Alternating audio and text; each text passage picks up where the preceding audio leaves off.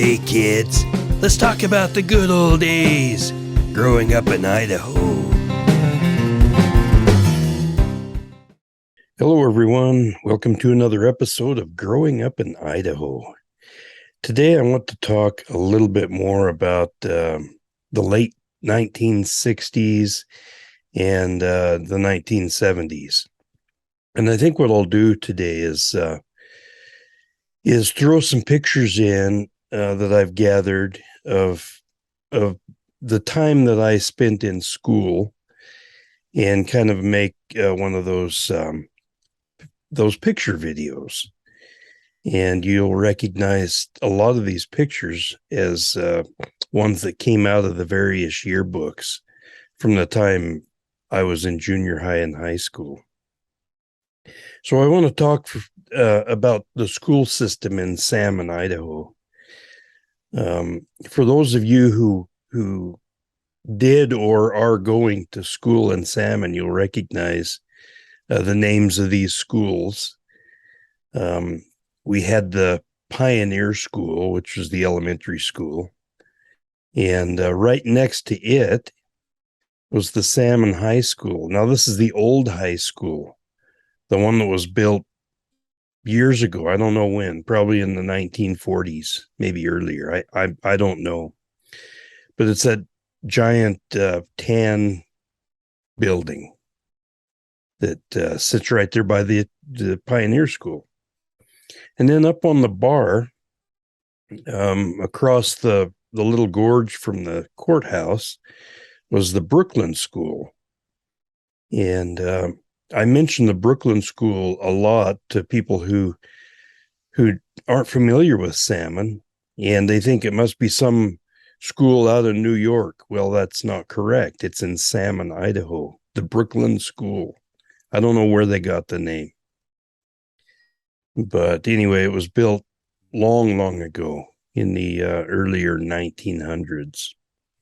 And in fact, according to my grandfather, my grandpa Hicks, Harry Hicks, he did some work on that school. I don't know what he did. He just mentioned one time, "Oh, I worked on that school when it was being built." And he was, a young man in the late 1920s and 30s. So anyway, I started school at the Pioneer School in 1970. Before that, I went to kindergarten, which was the first year of any kindergarten in Salmon that I know of.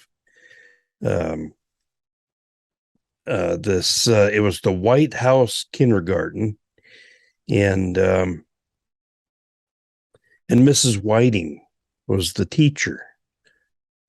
And I remember some of the students that we had. I believe Leslie Gray was in there, Jana Cockrell, Barry Young, I think Mark Olson. I don't remember if my friend David Wilson was in there, but I think I recall Mark being one of the students. And in kindergarten, Mrs. Whiting taught us the ABCs and counting, and we got to have show and tell. I remember that. That was my favorite thing of all things we did in school. And then we would have a little recess time where we'd go outside and play on Mrs. Whiting's lawn and chase each other around.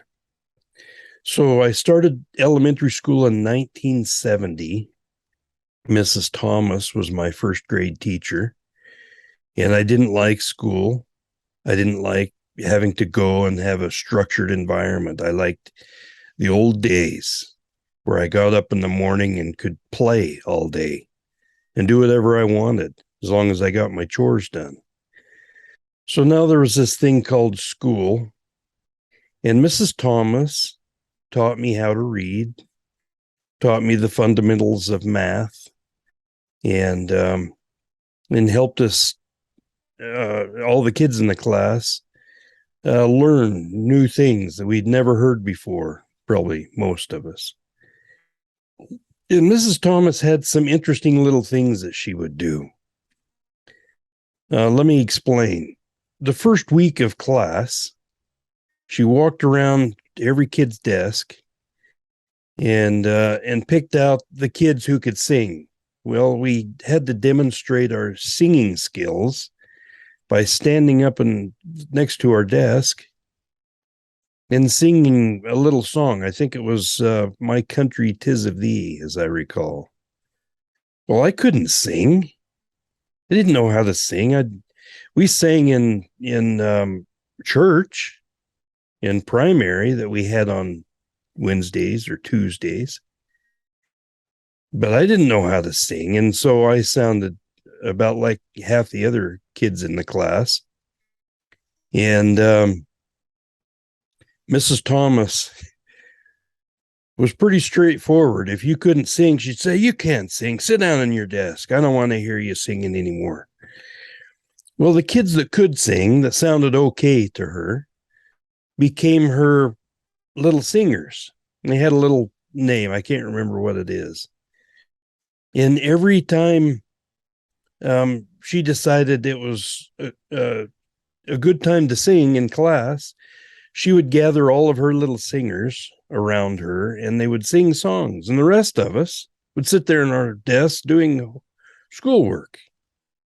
Talk about unequal. Anyway, that's probably the first time I ever realized what oppression really was. Anyway, Mrs. Thomas and her little singers. Overall, um, my elementary school days were okay. I liked recess. I liked almost all of my teachers. Probably my favorite elementary school teacher was Mrs. Olson. She taught me in second grade, and Mrs. Olson was probably the nicest lady I knew up to that point in my life. She was just a good teacher and a good lady, and I learned a lot from her. Now, here's something that's interesting. As I recall, it was Mrs. Olson's class where we started learning how to do multiplication. And I couldn't figure it out. I didn't know how to do that. It was a concept that I just couldn't seem to grasp. And all the other kids in class seemed to be doing just fine. In fact, we take those little multiplication tests. You probably remember those.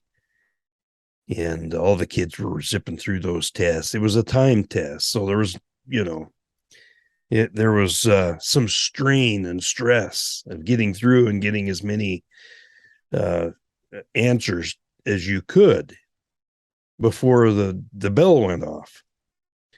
Well, I couldn't get any of it. And I thought, oh, my life is over. I can't figure out multiplication. So Mrs. Olson was patient with me, and she said, well, take this worksheet home. Had a bunch of multiplication tables on it. She said, take this worksheet home and see if your parents can give you some help and just practice. You'll get it, Jeff. Don't worry. Well, I didn't believe her. I thought, no, I can't get this stuff. It's just something my mind just doesn't wrap itself around. So anyway, I went home, plopped my worksheet down on the kitchen table, and just had a big sad look. And my mom asked me what was wrong. I told her all about it. And she was a wise woman. She called my brother Mike from down the hall. He was doing something in the bedroom. She said, Mike, get in here and help your brother. He can't figure out his multiplication. And I thought, oh, great. Mike's going to come in here and make me feel stupid because I can't get this stuff.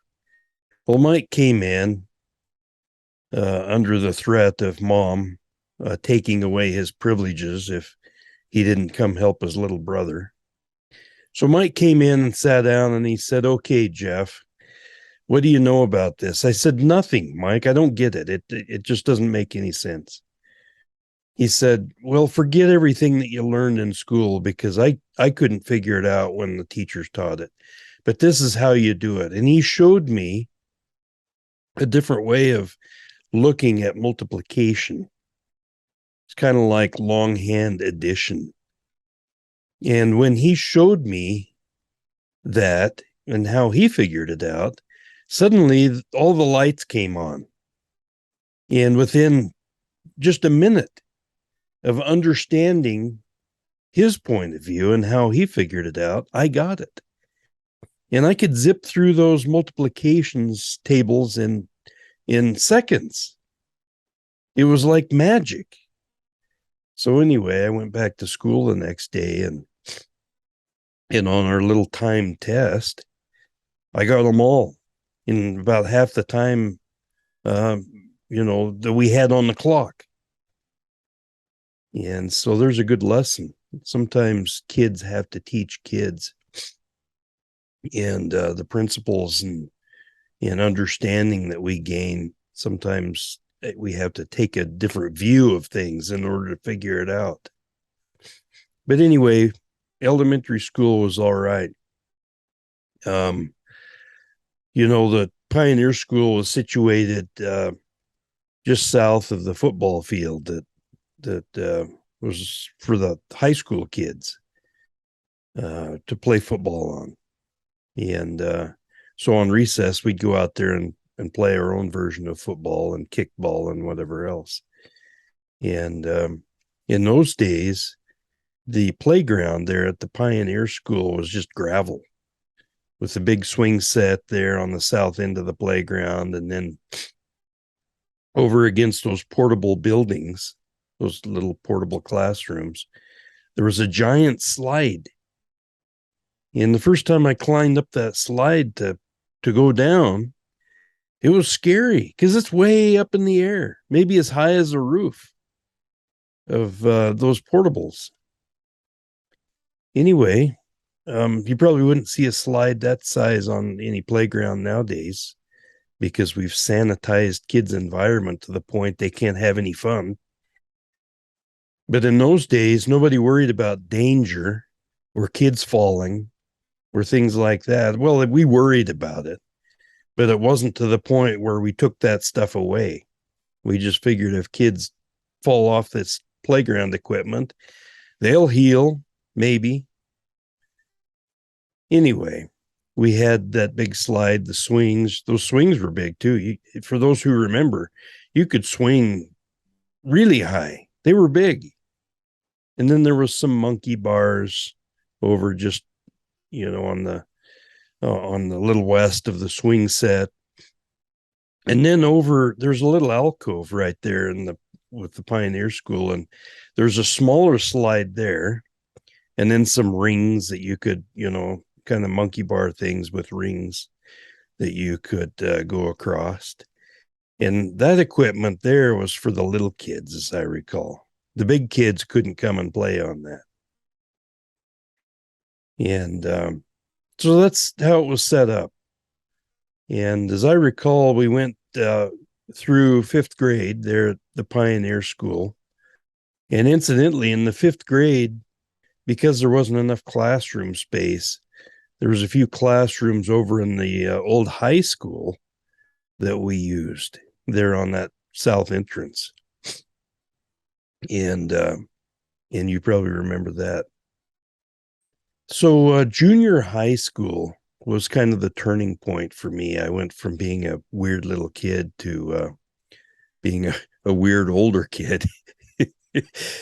Anyway, I was growing up, and the junior high school when I was there in the mid 70s was kind of a fun place. We got bused up there to the Brooklyn, and now part of my junior high, about the first year, maybe sixth grade, our family lived down on River Street, so we could walk up to school. And then we moved out to Prow Creek, and after that, it was all bus. We had to bus into school.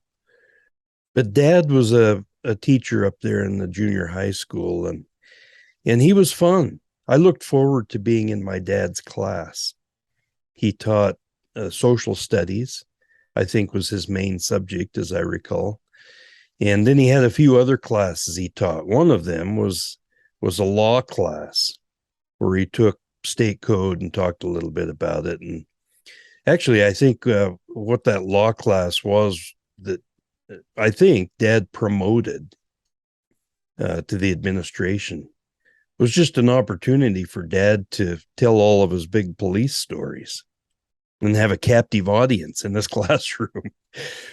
Anyway, those police stories were good, and some of them were kind of gory, as you can imagine.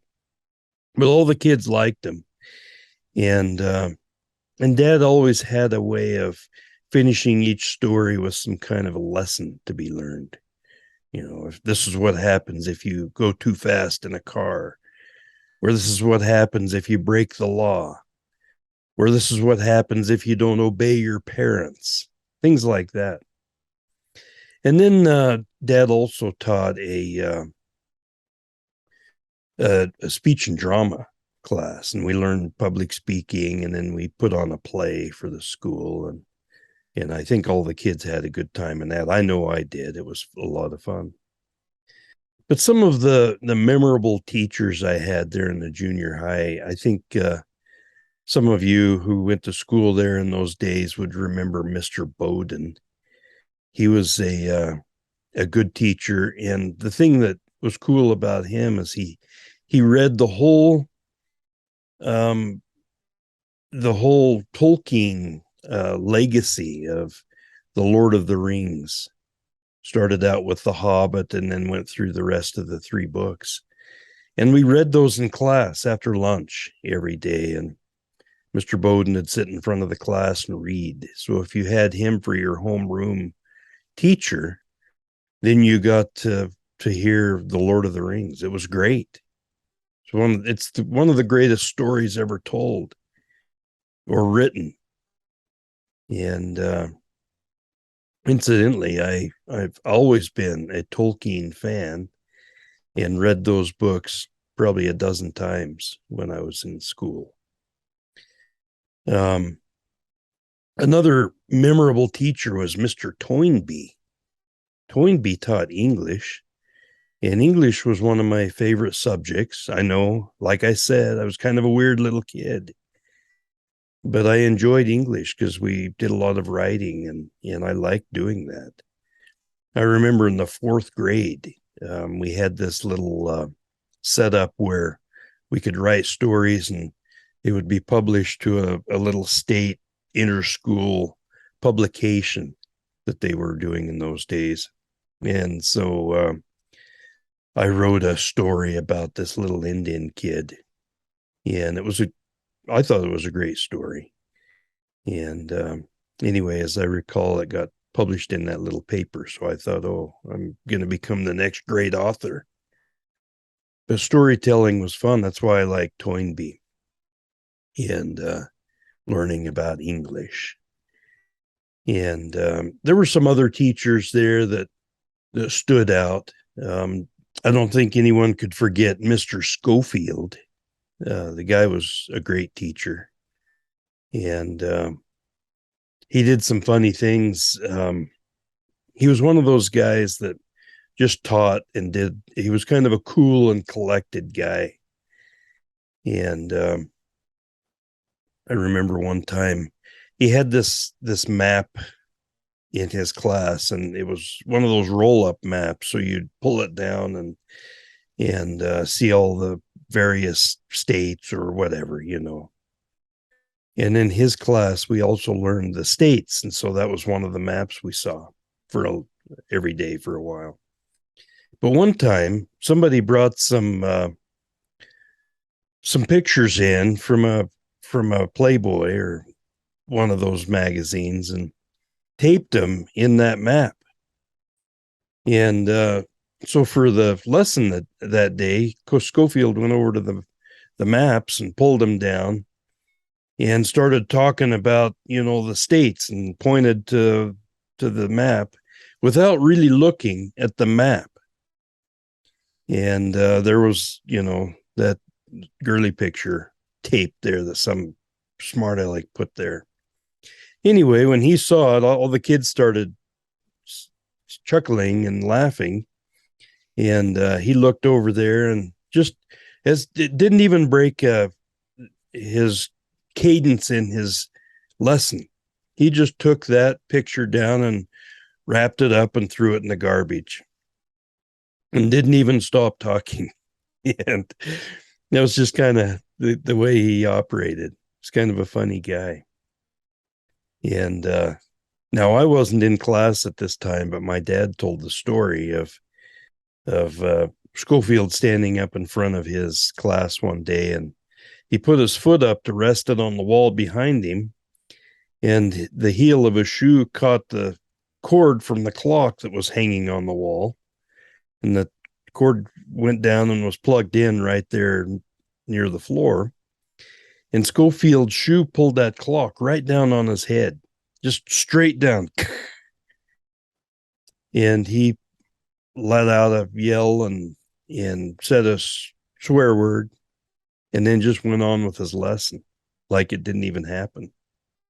And apparently he was talking about it in the teacher's lounge later, and Dad got a real chuckle out of that. He thought it was really funny.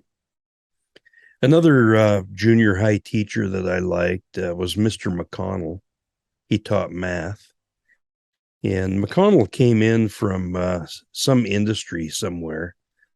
I think it was McDonnell Douglas or one of those big companies. And he was a smart guy, McConnell was, and taught math well. And I also, like English, I formed not a love for, but an acceptance of math, and realized it was one of the necessary evils in our life. We have to understand math so we can do other things. Anyway, high school, now you have to understand when I was, my first year of high school was 1978. And that year, my family moved to Provo, Utah, so Dad could finish his schooling. He wanted to get a master's degree, and so he went down to Provo and started there in the summer of 1978. And then in the fall, the rest of the family followed him down. And so that year, I was away from Salmon. So when we came back, they had the new high school done. That new high school, I call it the new high school. It was built in the 70s. And that first year was 1979-80. And that would have been my sophomore year. And it was, for us, it was new and it was great. But you look at that school, there's not that many windows in it. It's kind of a dark place. It's not fancy like a lot of schools are, but there were some things in there that we all agreed that we liked. One of them was they had a big commons area that all the kids would gather around and eat lunch in and so forth. And just the fact that it was new and painted in school colors, and at least on the inside, that was all great to us. And we thought it was nice to have a new building, which was incidentally was kind of a miracle that school was even built, because the townspeople in Salmon did not want to pay more tax, to have their taxes raised to build a school. They thought the old school was just fine, even though it was nearly falling down and was probably barely made it above the level of being condemned. Anyway, we all know how that kind of stuff works in a small town, and I don't want to make this podcast about politics, so I won't. But I'm going to take the rest of this podcast and just run this little slideshow. I hope you like it, and you'll see some people there you might recognize. You'd have to to have known people in salmon in the 70s and early 80s, if you recognize any of these folks.